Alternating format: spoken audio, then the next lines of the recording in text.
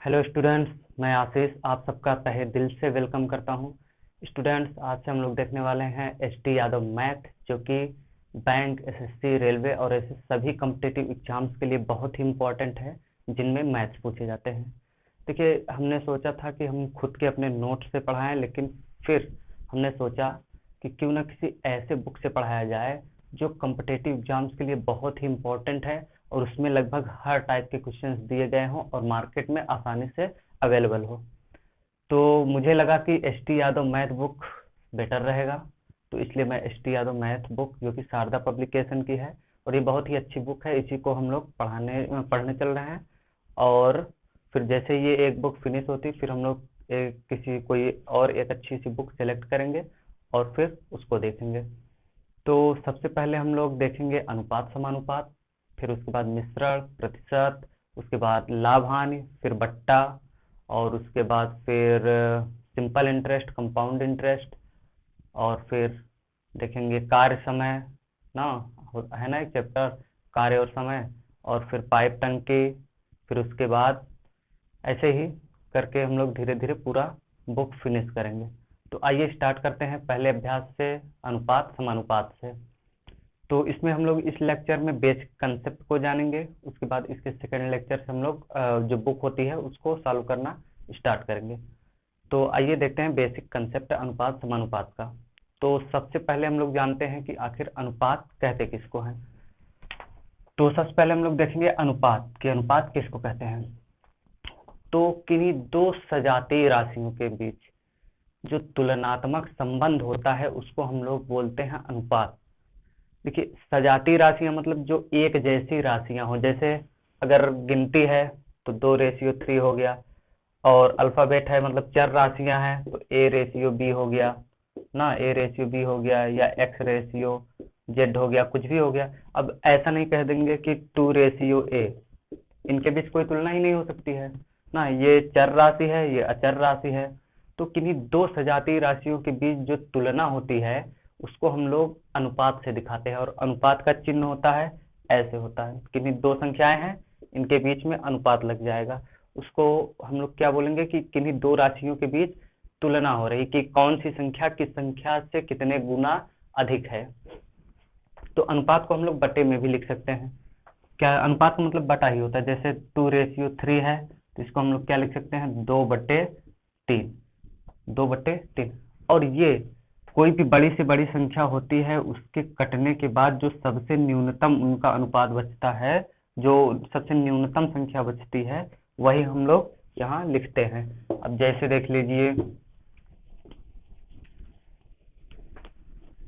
मान लीजिए सीमेंट है और बालू है, इन दोनों को मिलाया जाता है, तो किसी न किसी अनुपात में मिलाया जाता है, तो क्या होगा अनुपात। मान लीजिए 3 भाग जो है वो है बालू और 1 भाग क्या है, सीमेंट। सीमेंट तो 1 भाग क्या है, सीमेंट है। तो बालू और सीमेंट का जो रेशियो निकल के आएगा वो आएगा 3:1। क्या आएगा, सबसे न्यूनतम, जो सबसे न्यूनतम हो कि उससे न्यूनतम ना किया जा सके। अब इसी अनुपात में मिलाते मिलाते हम लोग कितनी भी बड़ी क्वांटिटी हो उसको बना सकते हैं। तो ये होता है अनुपात। अनुपात को हम लोग बटे में भी लिख सकते हैं, अनुपात मतलब भाग, यानी 3/1 भी लिख सकते हैं। अब बात करते हैं समानुपात की, कि समानुपात क्या होता है। तो अनुपात क्या है, किन्हीं दो सजातीय राशियों के बीच तुलना होती है। इसमें ये दो से अधिक भी हो सकती हैं, ये राशियां, ऐसी बात नहीं है कि दो ही राशियां हो, दो से अधिक भी राशियां हो सकती हैं, लेकिन वो क्या होंगी, सजातीय होंगी। अब दूसरा देखते हैं समानुपात किसे कहते हैं। तो जब देखिए, समान है जिनका अनुपात, जिनका अनुपात क्या हो, समान हो, उनको हम लोग क्या बोलेंगे, समानुपात। और समानुपात का चिन्ह होता है, अनुपात का ऐसे होता है और समानुपात का कैसे हो जाएगा, ये ऐसे हो जाएगा, ठीक है ना, मतलब अनुपात 2 बार लिखा जाएगा। तो क्या है कि जब दो अनुपात आपस में बराबर हो, इक्वल हो, मान लीजिए ये हो गया 2/3 और ये हो गया मान लीजिए 8/24, नहीं ये नहीं, मान लीजिए ये हो गया 4/6, ठीक ना। तो ये दोनों क्या हैं, बराबर हैं, देख लीजिए कैसे बराबर हैं।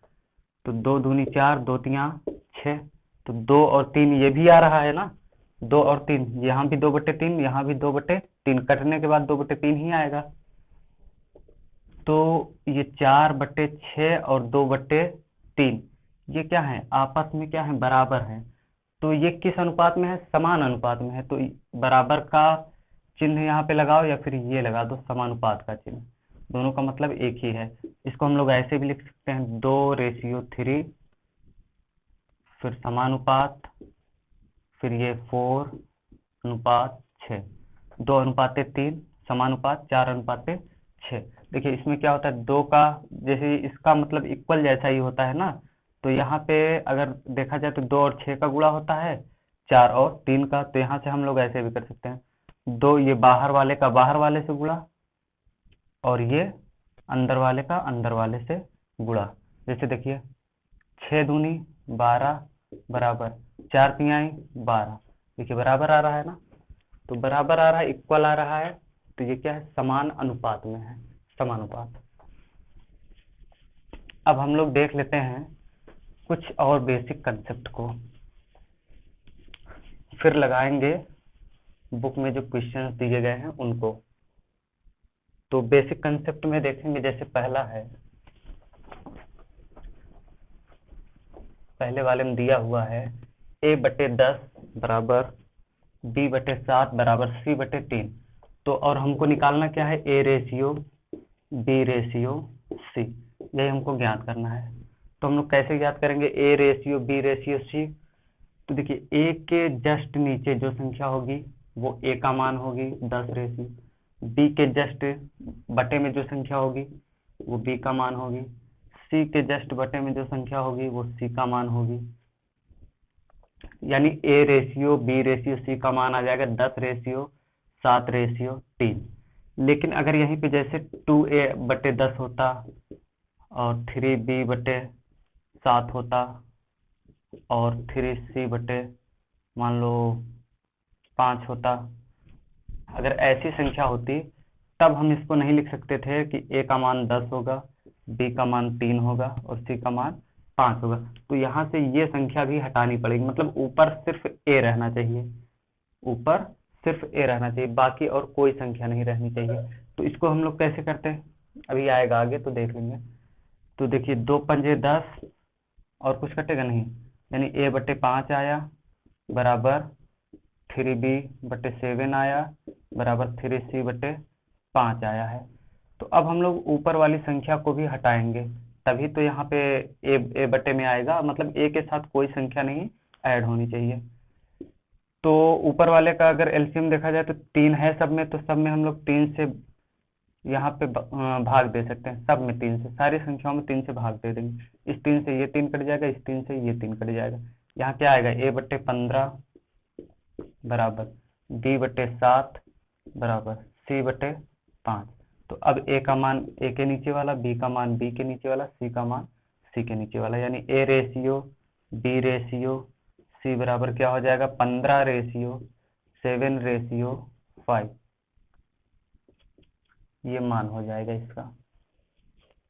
दूसरा कंसेप्ट देखते हैं, अगर जैसे दिया है 2, मतलब चर संख्या के साथ में अचर संख्या जुड़ी हुई हो और बराबर का चिन्ह लगा हुआ हो और पूछ ले कि a ratio b ratio c बराबर ज्ञात कीजिए। इसमें क्या था कि a के जस्ट बटे में जो संख्या होगी वो a b c का मान होगी, लेकिन अगर a के साथ में भी कोई संख्या ऐड है और नीचे भी कोई संख्या लिखी हुई है बटे में, तो ऊपर की सारी संख्या को हमें हटाना है कुछ भी करके। तो ऊपर की सारी संख्या को हम कैसे हटाएंगे, ऊपर क्या है 3 है, तो 3 से अगर सब में भाग दे दिया जाए तो ऊपर वाली संख्या हट जाएगी। तो हमने यहाँ पे क्या किया, 3 से भाग दे दिया, ये इस 3 से ये 3 कट गया, इस 3 से ये 3 कट गया, और a के बटे में जो संख्या, b के बटे में, c के बटे में जो संख्या आ गई वही क्या हो गई, a b c का रेशियो हो गई। लेकिन यहाँ पे ऐसा नहीं है, यहाँ पे क्या है, a के साथ संख्या जुड़ी है b के साथ c के साथ, और पूछ लिया है a b c का मान बताइए। बटे में होता तो वैसे करते जैसे इधर किए हैं। तो देखिए अब a b c का हमें मान निकालना है, तो हम लोग क्या करेंगे, ए को ऐसे बंद करेंगे और बी और सी के साथ जो संख्या लिखी हुई है उसका आपस में गुणा कर देंगे, 4 तिया 12 रेशियो। अब बी का निकालना है तो बी को बंद करेंगे। अब ए और सी का 4 दूनी 8 रेशियो। अब सी का निकालना है तो सी को बंद करेंगे, ए और बी का मल्टीप्लाई कर देंगे, 3 × 2 6। अब देखिए ये भी कट सकता है। अनुपात क्या होता है? सबसे न्यूनतम मान होता है, लेकिन यहाँ पे ये सबसे न्यूनतम मान नहीं है। अभी ये कट सकता है 2 से, तो हम लोग इसको काटेंगे, कट रहा है तो 2 से कट जाएगा, 2 तिया 6, 2 चौको 8, 2 छंग 12, तो 6 रेशियो 4 रेशियो 3 आएगा इसका मान। ये होगा A ratio B ratio C की वैल्यू। तीसरा देखते हैं, कोई अगर ऐसी संख्या दी गई है और पूछ रहा है कि इनका ए बी सी का अनुपात बताइए, या फिर ये कह रहा है कि इनको सही अनुपात में लिखिए, तो उसको हम लोग कैसे लिखेंगे? ये एक्चुअल अनुपात नहीं है, इसको हमें एक्चुअल अनुपात में बनाना है। कैसे बनाना है? इस बटे वाली संख्या को हटाना है, तो ऊपर जो भी संख्या, मतलब इस टाइप का बनाना है, इस टाइप का। तो क्या करेंगे, नीचे जो भी संख्या है हर में, उसे हम लोग हटाएंगे। क्या करेंगे? हटाएंगे। तो कैसे हटेगा? कोई ऐसी संख्या जिससे ये तीनों कट जाए, वो इनका एलसीएम होती है, तो इनके एलसीएम से हम लोग भाग दे देंगे। तो इनका 3 4 6 का एलसीएम कितना आएगा? 12 होगा। तो 12 से सभी में गुणा कर देंगे, तभी तो कट जाएगा ना। 7/3 गुणते 12 रेशियो 13/4 गुणते 12 रेशियो 7/6 गुणते 12। 3 4 बार में ये कट जाएगा 12, 4 तिया 12, 6 दूनी 12। अब ये देखिए 7 चौको 28 रेशियो, ये 13 तिया 39 रेशियो 7 दूना 14। तो ये आ जाएगी इसकी वैल्यू, मतलब ये एक्चुअल वैल्यू आ जाएगी अनुपात की। अब बात करते हैं कि अगर कोई दे दिया हो ऐसे कि ए रेशियो बी बराबर इतना और बी रेशियो सी बराबर इतना, और हमको निकालना क्या हो? A ratio B ratio C बराबर फाइंड आउट करना हो। हम कैसे फाइंड आउट करेंगे? इधर देख ले रहे हैं, नंबर 4 क्वेश्चन को इधर देख ले रहे हैं।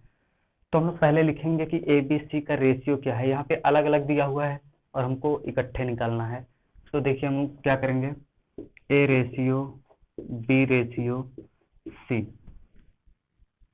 ए कितना है? 2, बी कितना है? 3। फिर से देखिए बी और सी देखेंगे, बी कितना है? 1 और सी कितना है? 2। अब एक चीज यहाँ पे देखिए, यहाँ पे जो b की वैल्यू है अलग अलग है। यहाँ पे b की वैल्यू 3 है, यहाँ पे b की वैल्यू 1 है। तो ऐसा तो हो नहीं सकता है, जो भी वैल्यू होगी वो सेम होगी b की, यहाँ पे अलग नहीं होगी। तो हमें इस वैल्यू को सेम बनाना है। कैसे सेम बनेगा? या तो इधर सब में 3 से भाग दे दो तो ये 1 हो जाएगा, या फिर इस 1 में 3 का गुणा कर दो। तो अगर 1 में अकेले गुणा होगा नहीं तो किस में होगा? पूरे में गुणा होगा। तो इस पूरे में हम लोग किसका गुणा कर दें? 3 का।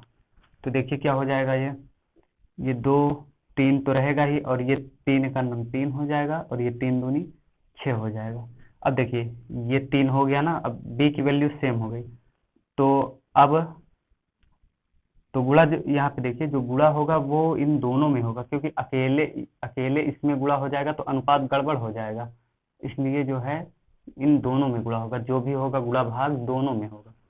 तो अब यहाँ पे सेम हो गया। अब ए बी सी की वैल्यू कितनी आ गई? 2 रेशियो, और ये अब 3 सेम हो गया है, 3 रेशियो ये 6। तो ये हो गया A ratio B ratio C की वैल्यू इतना हो गया। अब देखते हैं नंबर 5, यहाँ तक हो गया नंबर 4 तक। नंबर 5 देखते हैं। देखिए नंबर 5 में क्या है कि ए रेशियो बी बराबर दिया है, बी रेशियो सी बराबर दिया है, सी रेशियो डी बराबर दिया है, और डी रेशियो ई बराबर दिया है। तो हमें देखना है कि एक्चुअल में अब इसका मान आएगा क्या। तो देखिए जब भी ऐसी कंडीशन दी गई हो तो हम लोग इधर भी ऐसे खींचेंगे और इधर भी ऐसे खींचेंगे।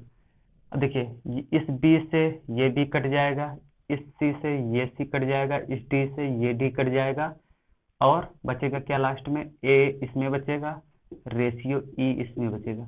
मतलब अगर ऐसा कुछ दिया है A ratio B, B ratio C, C ratio D और डी रेशियो ई, तो वहां से प्रथम वाले का और लास्ट वाले का रेशियो निकल के आएगा। एक इस साइड का एक इस साइड का कटता है, एक इस साइड का एक इस साइड का, और एक ही साइड के अगर हैं तो उनका गुणा होता है, और अलग अलग साइड के हैं तो उनका भाग होता है, तो भाग में एक कट जाएंगे। यही सेम प्रोसेस हमको यहाँ भी करना है। जैसे 11 है तो 11 से देखिए ये 33 कट जाएगी 3 बार में, ये कट गया। उसके बाद 13 दूना 26 होता है, ये कट गया। फिर 9 तिया 27 होता है। देखिए अलग अलग साइड के काटेंगे, एक ही साइड वाले का गुणा होता है। अब इतना कट गया। अब 7 से देखिए 7 चौको 28 हो गया, ये कट गया। अब इधर क्या बचा है 2 और 4, इधर क्या बचा है 3 और 3, तो एक ही साइड के हैं तो इनका गुणा हो जाएगा। 4 दूनी 8 रेशियो 3 त्रिका 9, यानी जो रेशियो निकल के आया ए रेशियो ई का, वो आ रहा है 8 रेशियो 9। अब एक और बचा हुआ है नंबर 6, तो देखिए नंबर 6 को देख लेते हैं। एक कोई धन है जो 2 भागों में बटा है 2 रेशियो 3 में, इसमें 2 रेशियो 3 में, और वो टोटल धन कितना है 300 रुपए। क्वेश्चन में ये पूछेगा कि प्रथम भाग कितना है और द्वितीय भाग कितना है। जैसे 2 भाग हैं, ये पहला भाग ये दूसरा भाग, ये इनका अनुपात दिया हुआ है। अब हमें पूछ रहा है कि एक्चुअल में वो मान कितना होगा, जबकि इन दोनों को मिला के कितना है 300 है। 300 रुपए होगा या 300 कुछ भी होगा, मतलब या तो रुपया होगा या किलो होगा, कुछ जो भी होगा। तो इसको हम लोग कैसे करेंगे, देखिए फर्स्ट भाग अगर हम लोग निकाले तो फर्स्ट भाग कितना है 2, तो सबसे पहले हम लोग टोटल अमाउंट कितना है ये लिखते हैं, जैसे 300 है। उसके बाद फर्स्ट भाग कितना है इंटू करके 2 बटे टोटल भाग कितना है 5, यहाँ से निकल जाएगा पहला भाग, काट दीजिए 5 छंग 30, ये 0 और 6 दूनी 12, 120 रुपीज। पहला भाग कितना है 120। दूसरा कितना आएगा, दूसरा कैसे निकालेंगे, टोटल अमाउंट कितना है 300 इंटू सेकेंड भाग कितना है 3 बट्टे टोटल अमाउंट, टोटल भाग कितना है 5। देखो 5 छंग 30, 0 कट गया, 6 त्रिक 18, 180 रुपीज ये हो गया। तो टोटल देखिए इनका 300 हो रहा है। तो इस तरीके से फर्स्ट भाग भी निकल जाएगा और सेकंड भाग भी निकल जाएगा। एक तरीके से और कर सकते हैं, देखिए कैसे कि इन दोनों को जब हम, ये दोनों बटे हुए हैं, 300 था, 300 इस 2 भाग में बटे हुए हैं, तो ये दोनों भाग हैं टोटल कितने 3 और 2 5, यानी जो 5 यूनिट की वैल्यू दी गई है वो दी गई है कितना 300। तो 1 यूनिट की वैल्यू कितनी होगी, काट दो, 5 छंग 30 कट गया 60 रुपीज, यानी 1 यूनिट की वैल्यू कितनी होगी 60 रुपए। तो पहला भाग अगर हमको निकालना है तो पहला भाग कितना है 2 यूनिट है, ये मान ले रहे हैं, लास्ट में कोई भी इकाई मान ले रहे हैं क्योंकि ये एक्चुअल मान होता नहीं, रेशियो होता है। तो मान लेते हैं इसके पीछे यूनिट है, कुछ भी है यूनिट है। तो 2 यूनिट कितना है पहला वाला भाग, तो 2 यूनिट। अब देखिए 2 यूनिट है तो 1 यूनिट में कितना था 60, तो 2 यूनिट में 2 यूनिट गुणते 60, तो 6 दूनी 12, 120 रुपए, ये हो गया 120 रुपए। और सेकंड यूनिट कितना हो जाएगा 3 यूनिट है, यहीं पे भी कर सकते हैं 3 यूनिट है, तो 3 यूनिट में 2 का 60 का गुणा हो जाएगा, तो 6 त्रिक 18, 180 रुपीज हो जाएगा। 2 यूनिट वाले में गुणते 60 कर दो तो कितना हो जाएगा 6 दूनी 12, 120 रुपये हो जाएगा। तो चाहे जैसे कर लीजिए, यहाँ भी लिखना हो लिख लीजिए। 3 यूनिट की वैल्यू कितना आ जाएगा, गुणते 60 कर दीजिए, 6 त्रिक 18, 180 रुपीज हो जाएगा। ये 60 का गुणा इसलिए कर रहे हैं क्योंकि 1 यूनिट की वैल्यू कितनी आई है 60। तो ये तो था अनुपात और समानुपात का बेसिक कंसेप्ट। अब नेक्स्ट वीडियो से हम लोग देखेंगे अनुपात और समानुपात के क्वेश्चन जो एसटी यादव मैथ के बुक में दिए गए हैं। तो उम्मीद करते हैं आपको अच्छे समझ में आया होगा। बाकी अगर जो भी बेसिक कंसेप्ट अगर कुछ छूटा होगा, वैसे तो कुछ छूटा है नहीं, जो भी होगा आप क्वेश्चन में आ जाएगा तो वहां से कवर हो